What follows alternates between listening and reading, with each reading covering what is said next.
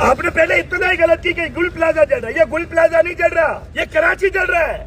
آپ کو جلتی آگ نظر آ رہی ہے, ہر گھر کی بھوک نہیں نظر آ رھی, ہر گھر کے اندر حالات نظر نہیں آ رہے, ہر گھر کی تباہی نہیں نظر آ رہی. ٹریفک جام میں مرنے والے, ٹینکر سے مرنے والے, کرنٹ سے مرنے والے, گٹر میں گر کے مرنے والے, ٹوٹی سڑک پہ گر کے ایکسیڈنٹ ہونے والا, وہ آپ کو نظر نہیں آ رہا. آپ کا مستقبل پاکستان بننے کے بعد سے تاریخ کر دیا گیا.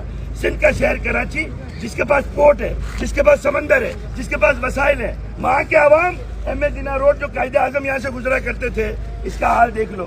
یہ آپ لوگوں کو غلام بنانے کے لیے یہ سندھ حکومت کو رکھا گیا ہے کہ یہ آپ لوگوں کو ذہنی مریض کر کے غلام بنائے. آپ کے حقوق آپ لے نہ سکو, آپ کو نہ صحت دیں گے نہ پانی دیں گے. مراد علی شاہ ہو یا میئر کراچی ہو یا صوبائی قومی اسمبلی کے ممبر ہو, ان کے بچے نہ اس آگ میں جل رہے ہیں نہ غریبی کی آگ میں جل رہے ہیں. پوری دنیا گھومتے ہیں, کراچی کو کچھ دے نہیں سکے.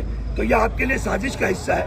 اسی طرح جلتے رہو گے, مرتے رہو گے. پاکستان زندہ باد کا ہم نعرہ لگائیں گے, لیکن اپنے حق کے لیے آواز نہیں اٹھائیں گے. چپ رہنا, کچھ نہ کہنا, ظلم خاموشی سے سہتے رہنا, وطن کو یوں ہی لٹتے تکتے دیکھتے رہنا, کیونکہ تمہارے بچوں کے مستقبل کو تمہیں پتہ نہیں ہے. انجینئر بنیں گے کہ پائلٹ, ڈاکٹر بنیں گے کہ بینک مینیجر. کیوں کہ یہاں پر بچہ پیدا تو ہو جاتا ہے, خوشیاں بھی منا لی جاتی ہیں, لیکن وہ کب چلے گا یار. یہاں پر تو وہ بھی مائیں تھی جو حملہ تھی, بچے پیدا نہیں ہوئے اور جل گئے. یہ وہی بچہ تھا جو پاکستان کا وزیر اعظم صدر بنتا. انہوں نے اس ماں کا بچہ جلا دیا کہ وہ صدر وزیر اعظم بن کے ہمیں خوشحال نہ کر دے. تو ہم تو پاکستان بننے کے بعد سے غلام ہیں, اور غلام ہی رہیں گے یار. تمہیں صاف پانی نہیں دے سکے, صحت نہیں دے سکے, روزگار نہیں دے سکے.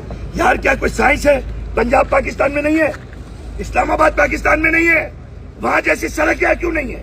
کیونکہ تم کو غلام بنانا تھا, اور یہ غلامی تمہارا مقدر بنا دی گئی. تمہیں ذہنی مریض کر دیا گیا, تمہیں اپنی ذات کے مفادات کے کھول میں قید کر دیا گیا. تم نے معاشرے